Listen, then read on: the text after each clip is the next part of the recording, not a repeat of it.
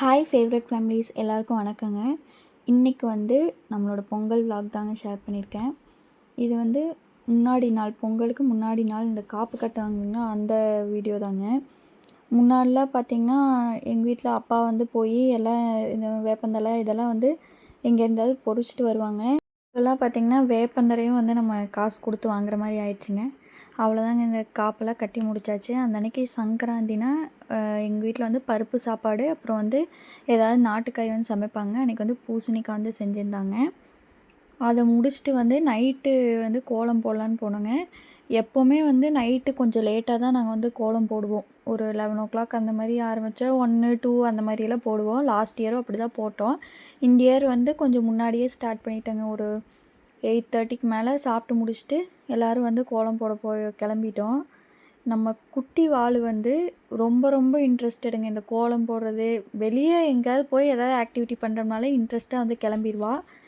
அப்பாவை விட்டுட்டு நாங்கள் கோலம் போட போகிறோம் அப்படின்னு நினச்சிட்டு அவள் பேசுகிறத நீங்களே கேளுங்களேன். அவன் வரட்டு உள்ள வரட்டு ஒளியா வாடா சீக்கிரமா வா. அவன் உள்ள விட்டு பூட்டிடுவா, அப்புறம் போலவா. நீ வந்தாக்கா அவன் வருவான். அதனால் எல்லா தடையும் தாண்டி மேடம் வந்து கோலம் போட வந்துட்டாங்க. ஃபஸ்ட்டு கோலமே பாப்பா தான் வந்து போட்டிருந்தா. அப்பப்போ வந்து அந்த கோலப்பொடியை வந்து மொத்தமாக கீழே கொட்டிட்டு எங்கள் அம்மா போட்டுட்டு இருந்தாங்க. அங்கே போய் இதில் போடு அதில் போடுன்னு கொஞ்சம் கொஞ்சமாக வந்து கலெக்ட் பண்ணிகிட்டு இருந்தா. அப்புறம் அவங்க வந்து கோலப்பொடி தரமாட்டேன்னு சொன்னாங்காட்டிக்கு போட்ட கோலத்துலேருந்து எடுத்து போட்டுட்டு இருந்தா. அப்புறம் ஃபைனலாக எல்லாம் கலர்லாம் பண்ணி முடிச்சுட்டு கொஞ்ச நேரம் மறுபடியும் அதே வேலையை தாங்க பார்த்தேன். பேத்தி போட்ட ஃபஸ்ட்டு கோலத்தை வந்து வேஸ்ட் பண்ணக்கூடாதுன்னு எங்கள் அம்மா அதையே வந்து ஒரு பொங்க பானையாக மாற்றி அதில் கரும்பெல்லாம் வரைஞ்சி எல்லாம் ஒரு டெக்கரேஷன் பண்ணியாச்சுங்க.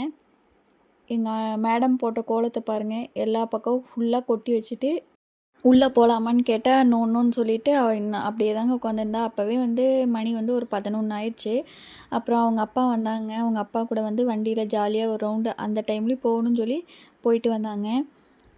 சின்ன வயசுலலாம் பார்த்திங்கன்னா நான் வந்து பொங்கலுக்கு வந்து எங்கள் வீடு 2 வாசல் இருக்குங்க. 2 வாசல்லையும் கோலம் போட்டு நைட்டு எத்தனை மணி ஆனாலும் எங்கள் அம்மாவும் நானும் வந்து ஒரு ரவுண்டு எல்லா கோலத்தையும் வந்து போய் பார்த்துட்டு வருவோம். இந்த டைம் நாங்கள் அப்படி போகலை. அப்புறம் காலையில் என்ன ஒரு பழக்கம்னா, எந்திரிச்சோடனே நான் போட்ட கோலத்தை வந்து போய் பார்ப்பேங்க. அது இன்னும் மட்டும் நான் அதுதான் பண்ணுறேன்.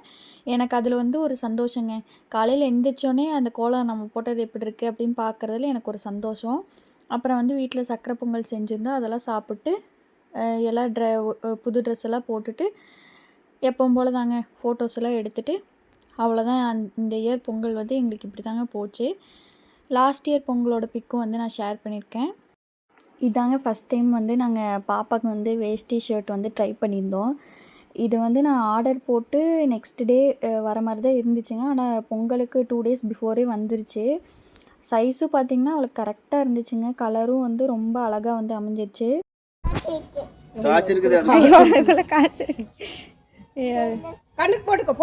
அவ்வளோதாங்க இந்த வீடியோ. உங்கள் எல்லாருக்கும் பிடிச்சிருக்குன்னு நினைக்கிறேன். பிடிச்சிருந்தா மறக்காமல் like, share, comment and subscribe பண்ணுங்கள். தேங்க்ஸ் ஃபார் வாட்சிங்.